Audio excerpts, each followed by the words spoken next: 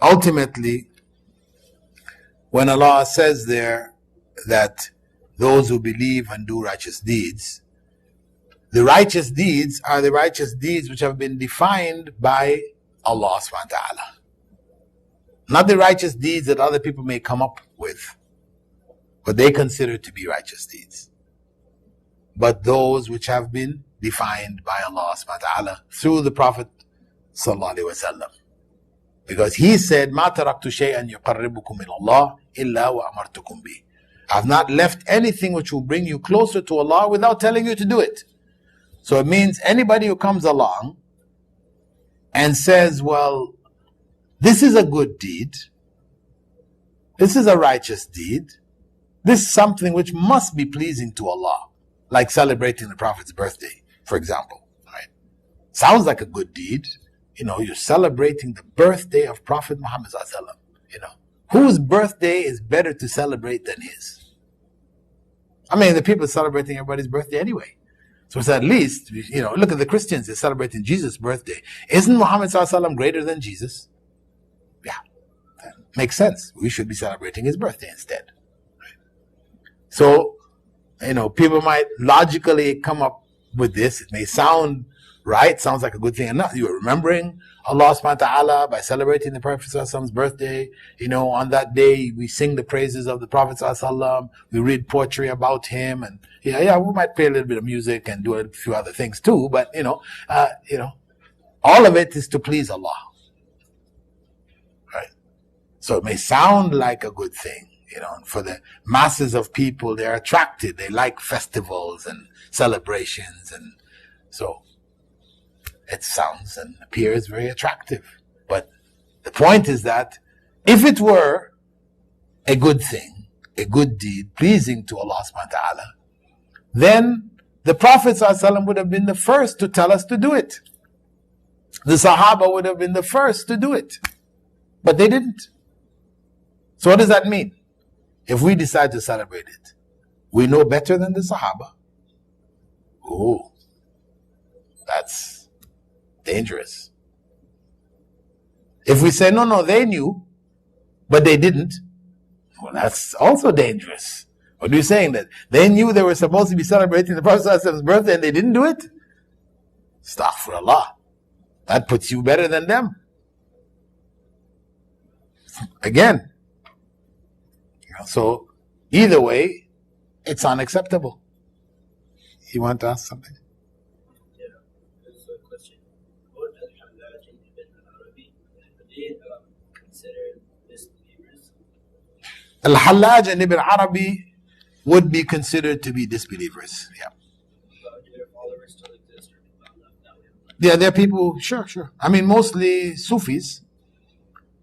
Most Sufis, they do have some who don't consider them to be saints or whatever. Ibn Arabi, he claimed he was the seal of the sainthood. Khatamul Awliya. Right? The seal of the sainthood. And according to him, the wali is higher than the prophets.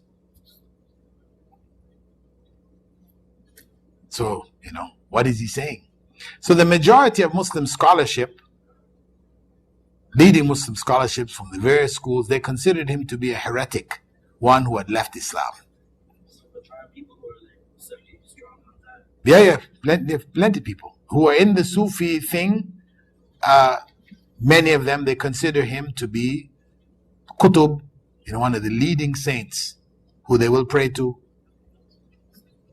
Al-Hallaj also. These are people who definitely were out of Islam. You have other people who they consider to be saints, who we wouldn't put them in the same category. Like Abdul Qadir al-Jilani, for example.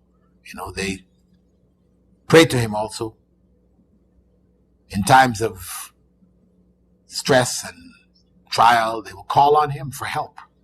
He's called in Pakistan and India, Ghawsi Azam. Al-Ghawth Al-A'zam. This is Allah. Al-Ghawth means the source of help. A'zam means the greatest source of help. You can't give that title to a human being.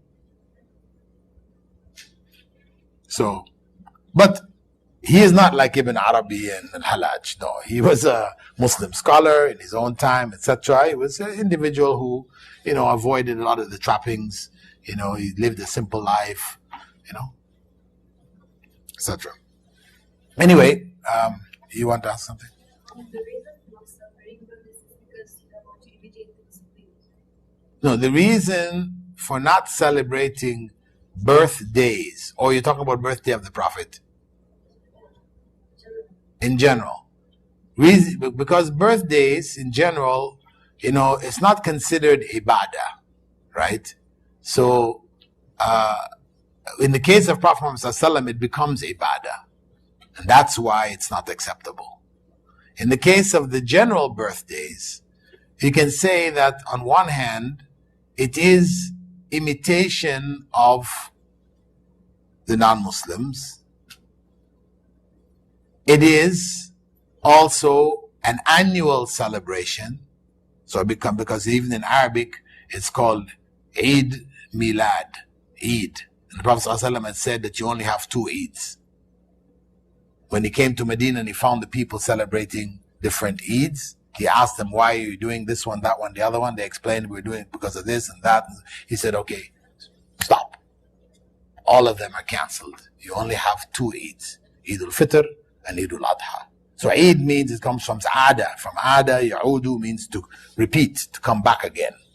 So you do it every year at the same time.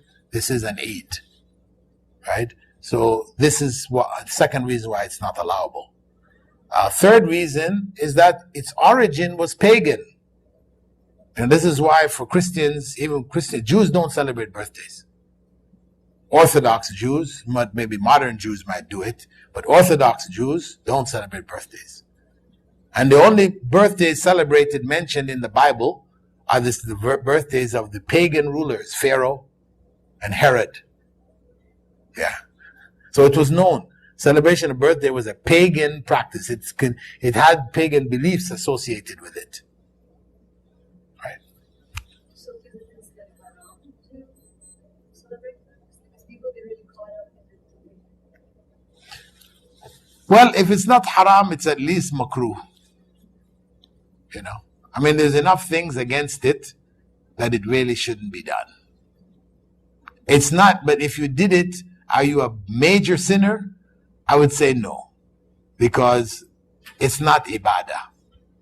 It's from ada. So is it okay to attend? I mean, like at work, you have everybody's there at school, everybody just gathers. So what do we do? Do we eat that food, or? I mean, I'm always... No, eating the food, anyway, don't go off too much into this, right? Because we open that door, we won't finish our tafsir. But,